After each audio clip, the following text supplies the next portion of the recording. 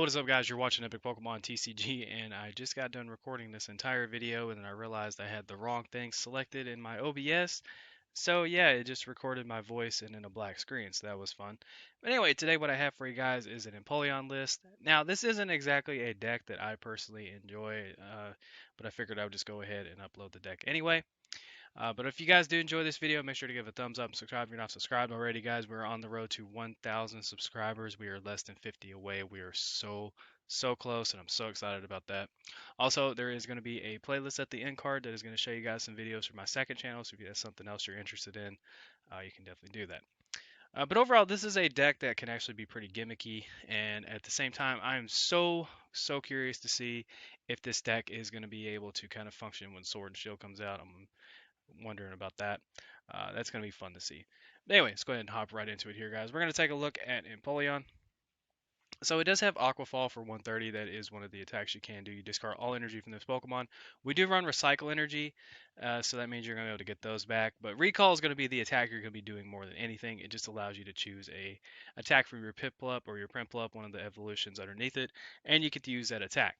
Now, the cool thing about those two is they do have some pretty neat attacks. We're going to take a look at Primplup first. So it has Water Drip if you ever need to do that. I don't know why you would need to. But it also has Direct Dive. You discard all energy from this Pokemon. Again, we do run Recycle Energy. And this attack does 100 damage to one of your opponent's bench Pokemon. If they have a Mew down, this is a completely useless card. I mean, besides Water Drip, but again, you're better off doing something else. But if they don't have Mew out, then that means you're just going to be able to hit stuff for 100 damage. So maybe you're just not able to necessarily pick something off, or you bubble hold a couple times, you can snipe for 100. It's not too bad. But overall, the attack you're going to be doing the most probably is going to be Bubble Hold. With all the Tag Team GX running around, this attack can be pretty formidable. Now, whenever I played it, they would always have a means to retreat. It was very annoying. So Bubble Hold is going to do 80, and if the defending Pokemon is a basic Pokemon, it can attack during your opponent's next turn. If you do this enough times, that means they're eventually going to, either miss something or they're not going to be able to retreat. It just depends if you're able to just kind of get lucky with it. But Bubble Hole is just pretty much going to make it to where they can't attack you, and you're pretty safe from that. But another attacker that we have in this deck that's going to be pretty sweet is going to be Hoopa. So it has Evil Admonition. I don't know if I said that right. But that's going to do 10 damage and then 20 more for each of your opponent's Pokemon in play that has an ability. So if they have like an ability heavy deck, this is going to be doing a decent amount of damage. Mind Shock is here. It does 80 and it isn't affected by weakness or resistance. I would probably just suggest using Evil Admonition instead of committing 3 energies to Hoopa. But overall, I mean, these two are pretty decent attackers overall. And the deck's really simple to play. You just set up Empoleon and use Recall to either copy Bubble Hold or Direct Dive. And then you just kind of go from there. It really depends on like the situation. I mean, you can use different attacks at different scenarios, different times, whatever. But yeah, that's pretty much what we're going to be doing. Like I said, really curious to see how this deck kind of carries over when Sword and Shield comes out and that set comes up. You never know, it could get better, could get worse. But another card we have in here is going to be Mimikyu. So Mimikyu is going to be a little homie because Shadow Box is going to come up clutch for you. Now you do have Direct Dive in here, but we also do run Shrine of Punishments, which is going to put a damage counter in between all of your opponent's GX Pokemon. This is a standard list. I'm probably just going to reference GX Pokemon if there's a card that has EX on it. I don't even know why I just said EOX. Anyway, so Shadow Box, Pokemon have any damage counters on them, both yours and your opponents have no abilities. You don't run GX Pokemon, so you don't have to worry about that. But with Shrine of Punishment, this is just going to shut down abilities, and that means that's going to help you out in so many different matchups. And on top of them not being able to attack you with their GX Pokemon, that means they also can't use their abilities, which is very handy. And then I don't recommend using Tail Trickery. If you're using Tail Trickery, you're probably in trouble.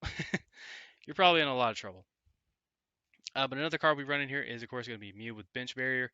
Side Power can come up as a helpful attack if you're just not able to necessarily knock out Pokemon as quickly as you'd like. I'm going to get to that here in a second.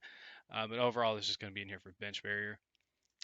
And the final Pokemon we're going to take a look at is going to be Jirachi. So Jirachi, of course, is going to be in here for the setup. Stellar Wish is going to allow you to look at the top 5 cards, reveal a trainer card you find there, and put it in your hand, which is really handy. And on top of that, we have Escape Board, so that means the whole going to sleep thing ain't going to be a problem.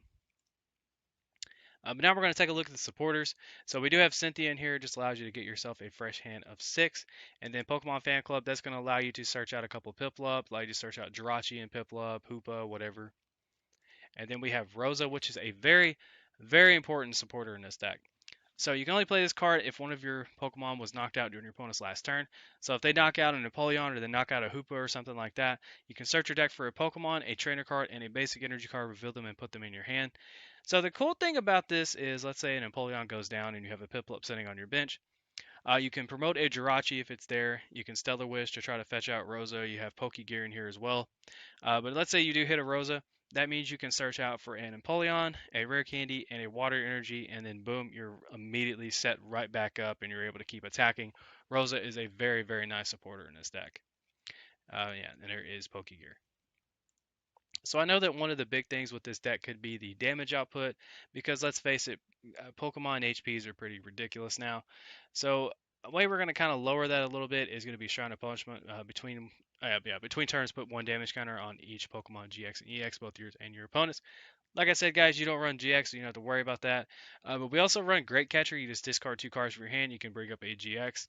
So if you bubble hold a couple times and Shrine's been sitting there doing its thing and they're not able to get that out of the way, or Shrine's just putting damage on their period, you can bring up a weakened GX Pokemon and just hopefully knock it out, or just kind of bring it up and just bubble hold and stall or something. So yeah, Great Catcher is just in here for so many different options. But overall, really nice card. Is going to help you just kind of it's going to kind of help counteract that low damage output you're going to be doing, because just for some reason Pokemon just like, hey, let's keep releasing higher and higher HP. Okay, so the next card we're going to take a look at is going to be, no, we're not taking out Communication. That's the wrong click. There we go. So this is going to be in here, of course, to search out Pokemon. You just reveal Pokemon from your hand and then swap it out.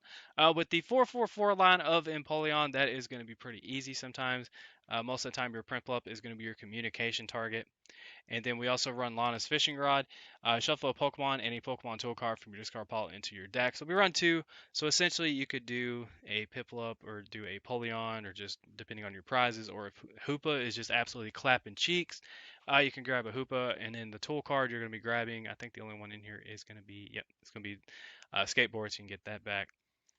Rare Candy is going to be in here, so that way you can just immediately skip your Prinplup line altogether and just bring out a Empoleon. I was saying that sentence right, and I still messed it up.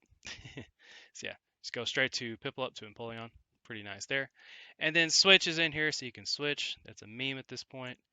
And then, speaking of getting your cheeks clapped, or just clapping cheeks in general, Reset Stamp is going to be in here. If your opponent is just absolutely giving it to you, then you can just kind of disrupt their hand a little bit.